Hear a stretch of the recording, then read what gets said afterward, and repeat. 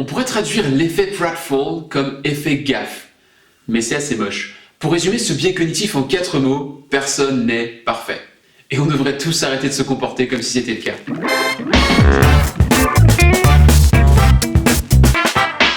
Commençons par l'expérience historique menée en 1966 à l'université d'Harvard par le professeur Elliot Aronson. Avec ses collègues Joanne Floyd et Ben Willerman, ils ont embauché un acteur chargé de jouer un gars super intelligent. Devant un panel d'étudiants, notre acteur était soumis à une interrogation plutôt costaud, et il obtenait 92% de bonnes réponses. L'expérience était renouvelée devant plusieurs panels, et les étudiants devaient noter le degré de sympathie que leur inspirait l'acteur à la fin. Le twist, c'est que si la moitié du temps l'expérience s'arrêtait là, l'autre moitié du temps, l'acteur se renversait une tasse de café sur lui en voulant en boire à la fin du test. Résultat, les étudiants trouvaient l'acteur nettement plus sympa quand il se renversait du café dessus. Aronson en a conclu que cette gaffe le rendait moins austère, plus humain.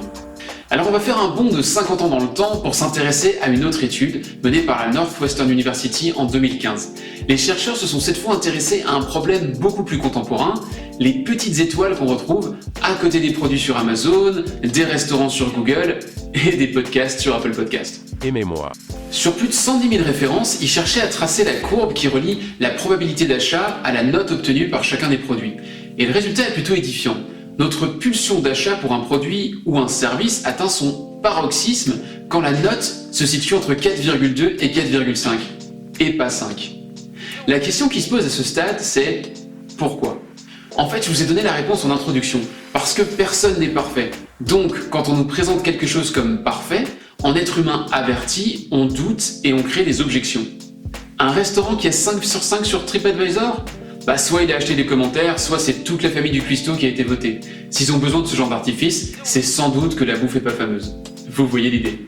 Pour ceux qui sont assez vieux, comme moi, pour avoir pris l'avion avant et après l'apparition des low cost, la proposition de valeur des Ryanair et autres EasyJet est un bon exemple de l'effet pratfall appliqué. Si les compagnies à bas coût s'étaient contentées de dire « on fait tout comme Air France, mais 3 fois moins cher », on aurait tous commencé à serrer les fesses parce qu'on se serait dit que forcément ils avaient dû faire des économies sur la sécurité. Et que donc, probablement, un avion sur 3 allait s'écraser. Ça fait cher la ristourne sur le prix du billet. C'est pour ça que la communication de ces nouveaux avionneurs était très maligne. Ils reconnaissaient qu'ils étaient moins chers, parce qu'il y avait moins de place pour les jambes et que le service à bord, les bagages cabine et les réservations de sièges étaient payantes. C'est pas parfait, donc c'est moins cher. En tant que consommateur, je m'en fiche un peu d'être comprimé pendant 1 heure de vol, j'achète. L'effet pratfall est donc presque un biais cognitif de bon sens. L'être humain n'est pas idiot, il sait que si ça a l'air trop beau, il y a forcément un piège. Du coup, même si on n'a pas, il va se méfier. Reconnaissez les limites de votre produit ou de votre solution ouvertement. C'est aussi simple que ça. Regardez les infopreneurs sur YouTube. Ils vous expliquent maintenant, presque tous, qu'avec leur formation, vous n'allez pas devenir riche du jour au lendemain, qu'il faudra travailler, que ça se fera petit à petit. C'est un sacré contraste avec les vendeurs de rêves qu'on voyait pulluler à une époque, mais c'est surtout nettement plus crédible et c'est tout de suite beaucoup plus vendeur. Salut à toi, jeune entrepreneur. Bon ok, presque tous. Faites ce travail en préparation de votre prochain entretien de vente. Demandez-vous ce sur quoi votre prospect est prêt à faire un compromis.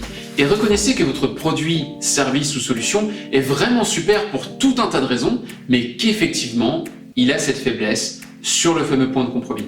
Je suis sûr que vous avez déjà eu un collègue marrant qui a accroché cette image derrière son bureau. Ça peut être fait vite et bien, mais ce sera cher. Ou alors bien et pas cher, mais ça prendra du temps. Ou encore vite et pas cher, mais ce sera mal fait. Bravo Jean-Jacques, tu nous as montré l'effet pratfall appliqué. Et tiens Jean-Jacques, comme ça, si tu l'avais pas encore, t'as juste à l'imprimer le super panneau. Faites attention quand même au moment de jouer un peu sur ce biais cognitif. Ce que je vous recommande depuis tout à l'heure, c'est l'honnêteté et la transparence. Pas l'illusion d'honnêteté ou la transparence surjouée. Vous connaissez tous cette question usée jusqu'à la corde des entretiens d'embauche qui vous demande de citer un de vos défauts. Et, grand scoop, répondre avec un faux défaut comme « je suis trop travailleur » ou « je suis perfectionniste », ça vous rend clairement pas plus attirant. Pour identifier le deuxième piège, on va retourner en 1966 avec l'expérience des psychologues de Harvard.